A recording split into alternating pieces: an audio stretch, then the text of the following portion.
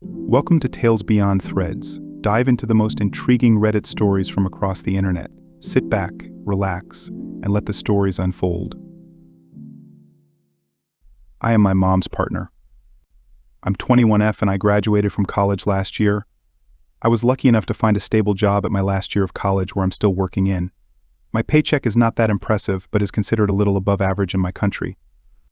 My mom is the sole parent of me and my sister 16.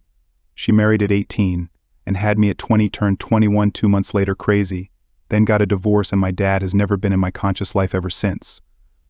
Once I entered the workforce, I started helping my sister and mom because I wanted to and felt obliged to monthly help for my mom to pay for the mortgage, monthly allowance for my sister for her extracurriculars, etc. Me and mom have a pretty roller coaster relationships. One day it's flowers, next day it's fist. And it's always that I'm either 1, egoistic, 2, selfish, 3, silly, 4, a bitch. It's everything all at once on a good day. I spent my college years in another city and it was pretty good. Now that I've returned to my home, it's 3 of us living here. When I tried to return to my college town, a sudden jealousy attack hit my mom because I've been living with my dad or relatives there. They do keep contact and me and my sister love them. 5 ungrateful animal is added by this point. Mom's got a huge obsession with taking bank credits for everything. She pays for the mortgage, and I know it's pretty hard on her. Now that I'm earning money, we started traveling and I'm paying 60%.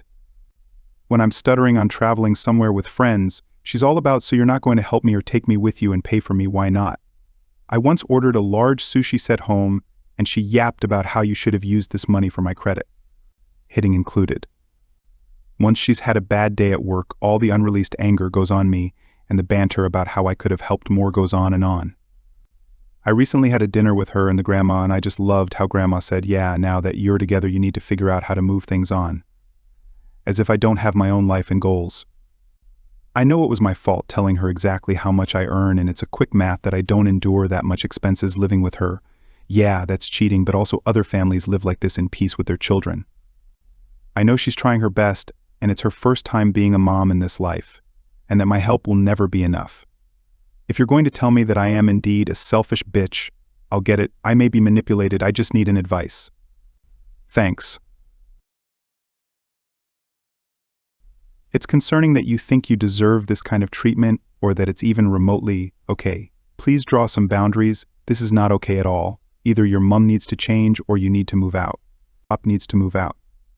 Even if their relationship was decent, living on your own is part of the learning and development process. The first thing I hope Op learns is that she deserves better.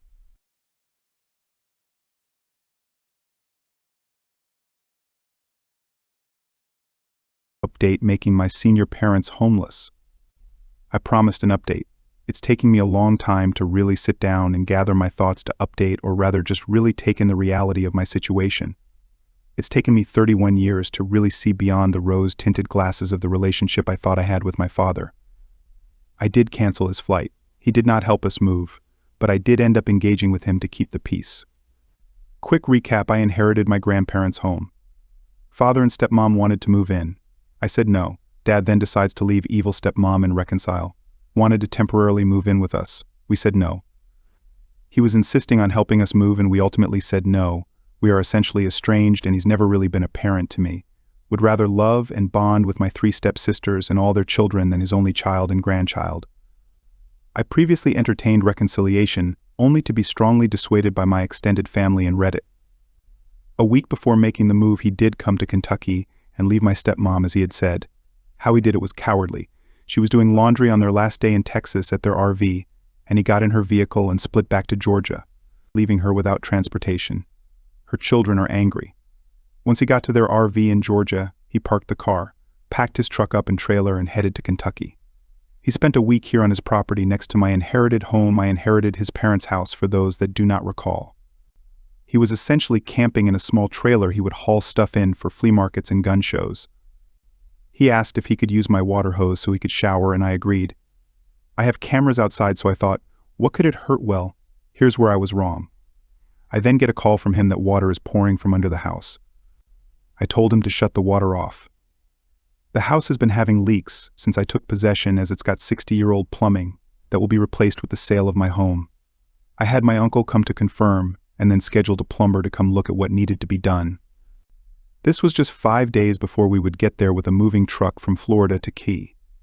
A pipe had split under the sink and the water heater had busted during the winter. During this time a storm came through and the power went out.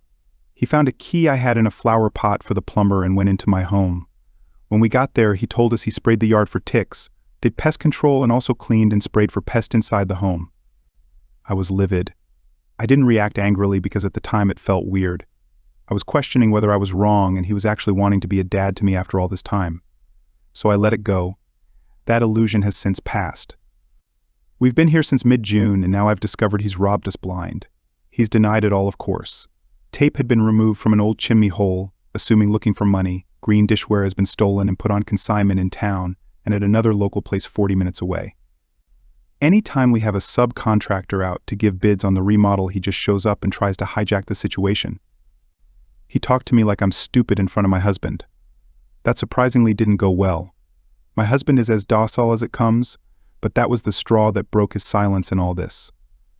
My dad didn't take kindly to my husband telling him he needed to mind his own business and be respectful to his wife.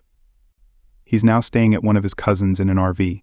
He's still moving forward with his plans to put a tiny home on the land that is nestled between me and my uncle. My extended family tend to avoid him like the plague, even with his repeated efforts to enter the fold.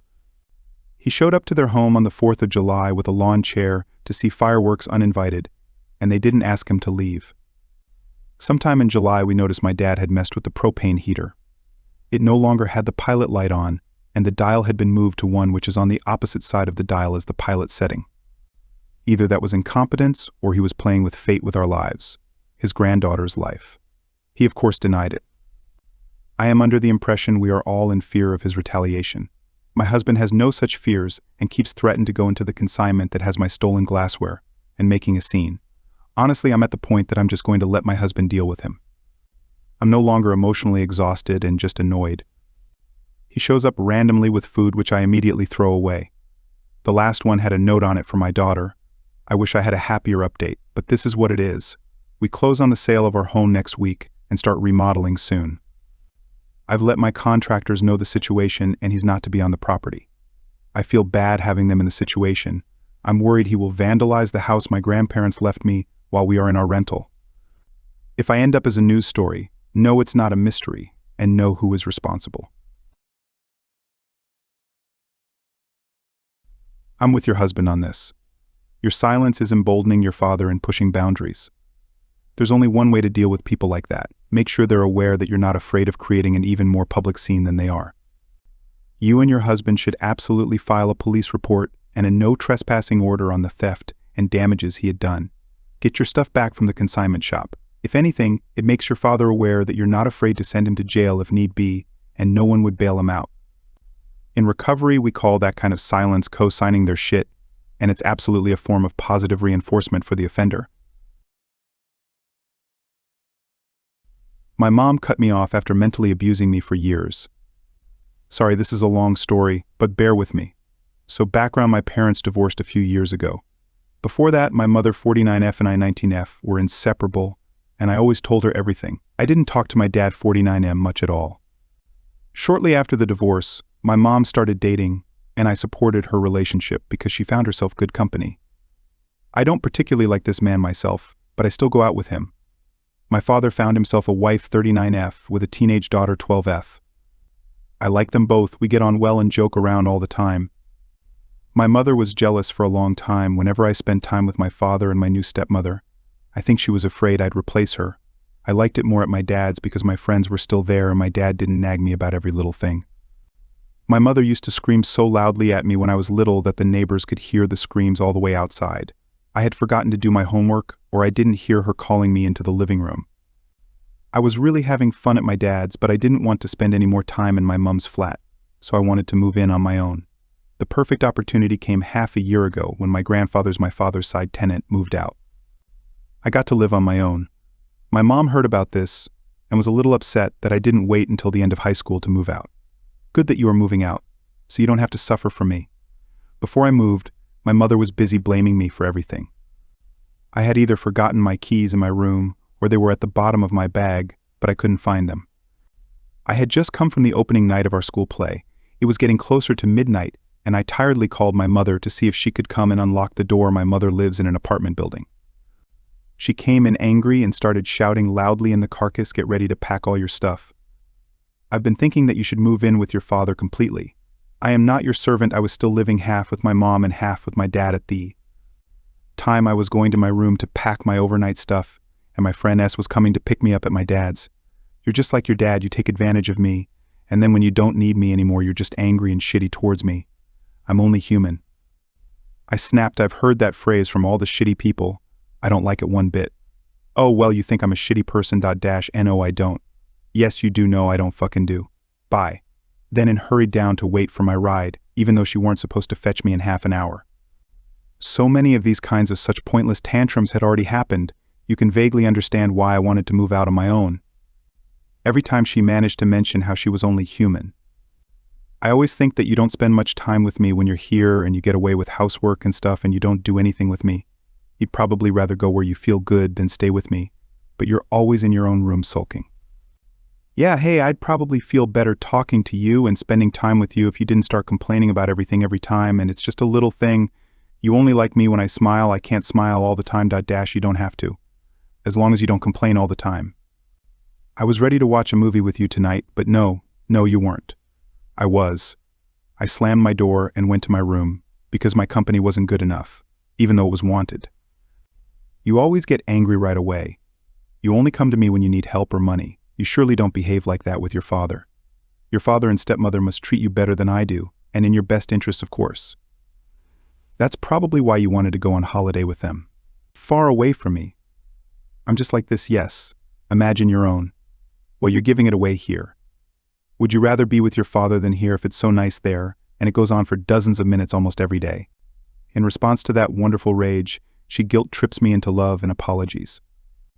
I love you beyond measure. You're the best gift I've ever received. I don't like it when you're here, so you spend all your time in your own room. Homework could be done in the same room as I am. But the time you spend in the same room is face down, and I should. I was able to be with you when you were young, even though your father wasn't, and that's why you were only in half daycare, so I could be with you more. I still want to, but the difference is that now I have no energy. First of all, why are you complaining about not having enough time with me if you are not up for it? Secondly, my dad was working at the time, and she wasn't. Third, I was a child, and that's what parents are supposed to spend time with their children. I don't know what I did wrong, that you don't dare tell me things and shut yourself in your own room. Now, finally, to the point. I had borrowed her car so I could drive my friend from one place to another for a couple of hours. We had an agreement that I could use her car all summer whenever I needed to, if I paid for the fuel myself, as her commute was within walking distance. I was returning the car and she was taking me back to my place. I was telling him about my travel plans for next spring with a friend, as he had asked what countries we were thinking about. Well, Ireland would be nice to visit again, but my friend M would like to see the place better, as it would be a new country for her. It might not be worth going there, as it's slower to get around and you might want to go on your own trip. Yes, and you should probably rent your own car if you're going to be in the country for a longer period of time. Well, that's not what I meant. Do you ever listen? Let me have my say. Will you let your father have your say? Come on. Or your stepmother? I'm only good for when you need a car or want money or know you'll need money in the future. Otherwise, you can't contact me. Yes, because the time you see me, you're screaming or getting angry. I'm only human. Yes, I fucking am too. No need to drive all the way to the yard. Just leave it on the road, and I'll leave right away. Then tell me how much money you need for the trip next spring. No need to contact me. And then she drove off. I am not surprised this actually happened. I had been waiting for it for my mental health, but not from a reason like this. My plan was to slowly meet her from time to time and maybe leave it at that, so we could see each other at family gatherings without the awkwardness and maybe heal our relationship. But now I can understand that that's not it. I don't know what I should do about my graduation and such. I don't want her to come, but she would get angrier and more insulted if I didn't. She might contact me before that anyway, so she could be invited since my career path and life has been so important to her. Well, now I tell my dad everything and come along with him and his new family, so it is a win. But I still don't know what to do with my mother. Drop the rope. Don't contact her. Let her be the one to reach out. If anyone says anything, just tell them she said not to contact her, and you're honoring that request. Rinse and repeat as needed. Live your best life. Yeah, I've been no contact for a week now. She wished me luck on my new semester in school, but I didn't reply. I'm waiting until I hear from her somehow else. My family likes parties, and we often meet each other on my younger cousin's birthdays. So until that, at least I'm good. My religious parents forced me to go on a beach trip so I can chaperone my older brother and his new girlfriend. It'd be one thing if they were under 18, but they're both over 20 years old, for crying out loud. I've also been getting annoyed with having to play third wheel every time he's gotten into a new relationship for the past 7 to 8 years. Apparently, purity culture still applies to every new Pentecostal couple, even if they are grown adults. Jokes aside, I really wish I could find a solid excuse on weekends to get out of stuff like this. Even with the job I'm interviewing for, I'd still have some weekends off, so there's a chance my parents would do this again. Outside of volunteering for local campaigns, which my dad, my pastor, is against because most of them are with a Democratic candidate, I can't think of anything else to fall back on. I have a small circle of friends out of church, but there's no way my family would be cool with me hanging out with them, because they'll say that they're going to be a bad influence. Until I save up enough to move out next year, I'm going to be in a constant struggle to put my foot down, considering that I don't have financial leverage on them. Edit, I didn't expect this many people to engage. Thanks for all the advice that's been given so far. This week I'm going to have another phone call with the job I'm interviewing for, so I'm hoping that goes well. Other than that, I'm looking into a second income that I can do on my days off. If anyone has any suggestions, let me know so I can get started on it. If and when I get hired, I won't start my first shift for about a month, so it would give me some time to establish that second income. Tell your brother and his girlfriend you'll leave them alone for $10 an hour. Everyone wins. I imagine their privacy and your discretion are worth a lot more than $10 an hour to them. This could be your side hustle. Thanks for watching Tales Beyond Threads. If you enjoyed the stories, don't forget to like, comment, and subscribe. Hit the bell icon to stay updated on our latest tales. See you next time.